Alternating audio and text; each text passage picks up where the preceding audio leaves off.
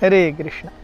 So this brings us to the 18th verse of the 58th verse of the 18th chapter of Gita, entitled The Perfection of Renunciation.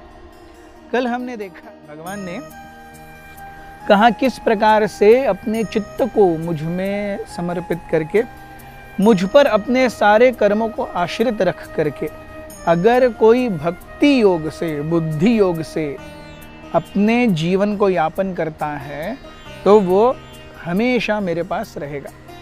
और ऐसे ही जीवन की कल्पना भगवान अर्जुन को देते हैं। अगर कोई ऐसा जीवन यापन करता है, if somebody is totally dovetailing one's life and existence in Krishna's service without expecting anything in return, और वो भगवान की सेवा में ही लगा हुआ है और इन निर्देशों का पालन करता है, तो क्या होता है? और अगर इन निर्देशों का पालन नहीं करता तो क्या होता है? दोनों चीजें आज के श्लोक में हमें भगवान बता रहे हैं। So the 58th verse says, मच्चित्तः सर्वदुर्गाणि मत्प्रसादात् तरिष्यसि अथ चेतु अहंकारान् न श्रोष्यसि विनङ्क्ष्यसि। If you become conscious of me, you will pass over all the obstacles of conditioned life by my grace. If, however, you do not work in such consciousness, but act through false ego, not hearing me, you will be lost. So हम देखते हैं कि भगवान को प्रसन्न करने की ये जो इच्छा है, ये चेतना है, वो कितनी महत्वपूर्ण है। कल हमें भगवान ने कहा था कि चेतसा सर्वकर्माणि मयि सन्न्यस्य मत्परः। तो अपने हृदय से, अपनी चेतना से, अपने कार्यों से सारी गतिविधियां मुझे अर्पण करो। और अगर ये आप सुनोगे, सो क्या होगा? If you follow this instruction, if you become मच्चित्तः। कल भगवान ने हमने कहा था मच्चित्त सततम भव। These were the last words of Krishna yesterday. मच्चित्त सततम भव 18.57। तो भगवान कहते हैं कि मच्चित्तः, अगर आप मुझ में अपने आप को संभालोगे, सर्व दुर्गाणि मत प्रसादात् तरिष्यसि। इस जीवन में आपके पूरे जीवन के प्रवास में जो कोई भी संकट आ रहे हैं, मैं आपको उनसे ऊपर उठाऊंगा। मत प्रसादात् तरिष्यसि। मच्चित्तः सर्व दुर्गाणि मत प्रसादात् तरिष्यसि। मेरी कृपा आपके ऊपर होगी और आपके ऊपर आने वाले संकटों से आपको मैं उभार करके लेके जाऊंगा। लेकिन अगर आप ऐसा नहीं करेंगे, अथ चेतु अहंकारान् न श्रोष्यसि। अहंकार से अगर आप इसको फॉलो नहीं करते, विनङ्क्ष्यसि, if you do not follow this because of staunch high headedness और egoism, you will be lost. So हम देखते हैं भगवान हमें भगवद गीता में कहते हैं कि सब कुछ प्रकृति के 3 गुणों के कारण हो रहा है। भगवान ने हमें कहा है कि प्रकृति क्रियमाणानि गुणै कर्माणि सर्वशः अहंकार विमूढ़ात्मा कर्ता अहम इति मन्यते।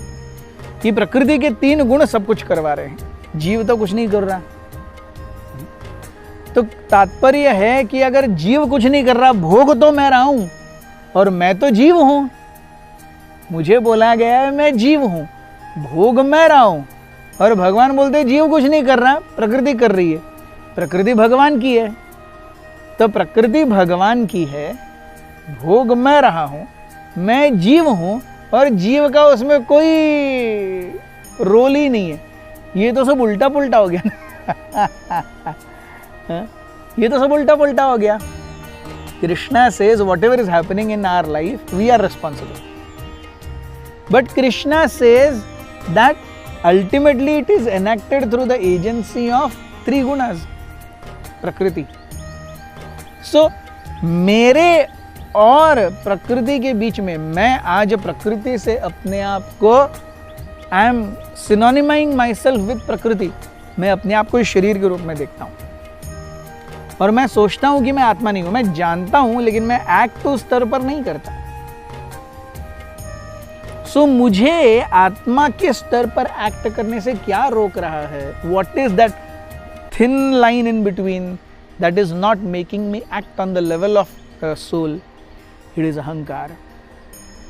अहंकार है, इसीलिए हम भगवान के संपूर्ण कृपा का आस्वादन नहीं कर पा रहे। मैं, द फॉल्स ईगो। सो ये फॉल्स ईगो है जो आध्यात्मिक जगत और भौतिक जगत को सेपरेट करता है। If we see the gross body and the subtle body, तो स्थूल शरीर है पंच महाभूतों से बना हुआ, सूक्ष्म शरीर है मन, बुद्धि और अहंकार। इसमें से मन और बुद्धि और अहंकार ये तीनों ही भौतिक तत्व हैं। लेकिन यहां पर भगवत गीता या भक्ति योग को बुद्धि योग कहा गया है, अहंकार योग नहीं। क्यों? क्योंकि अहंकार ये जीव को भगवान से अलग करता है, और अहंकार ये अविद्या से आता है। अगर हम श्रीमद् भागवत के दूसरे स्कंद को, द्वितीय स्कंद को पढ़ेंगे, so from ignorance stems ego, and it is this ignorance. So first ignorance I have is I am this body, and the second ignorance I have is I am independent, I have no control of Krishna over me. So मैं जब ये दो ignorance से ऊपर उठता हूँ, मैं शरीर नहीं हूँ, आत्मा हूँ, और दूसरा ignorance कि भगवान क्या कर लेंगे, वो तो मुख बधिर होकर के देख रहे हैं, अरे नहीं, वो एक्टिवली कंट्रोल कर रहे हैं। सो इन दो ignorances से मैं ऊपर आऊंगा, मैं अपने अहंकार से ऊपर आऊंगा, तब मैं भक्ति कर सकूंगा। Above अहंकार is आत्मा, separating us from this material nature is a thin veiled layer of ego, and this ego is the last segregation between us and Krishna, and the last snare of Maya to catch that ego is Mayavad. मैं ही भगवान हूं। So जब जीव इस मैं ही भगवान हूं, मेरे लिए ही एंजॉयमेंट है, why should not I enjoy, इस स्तर से जब जीव ऊपर उठता है, तब वो पारदर्शक भक्ति के सही संपर्क में आता है। और इसीलिए यहां भगवान कहते हैं अथ चेतु अहंकारान न श्रोष्यसि। अगर आप अहंकार से इस निर्देश का पालन नहीं करोगे, विनश्यसि, विनाश को प्राप्त करोगे। Thank you very much. Hare Krishna.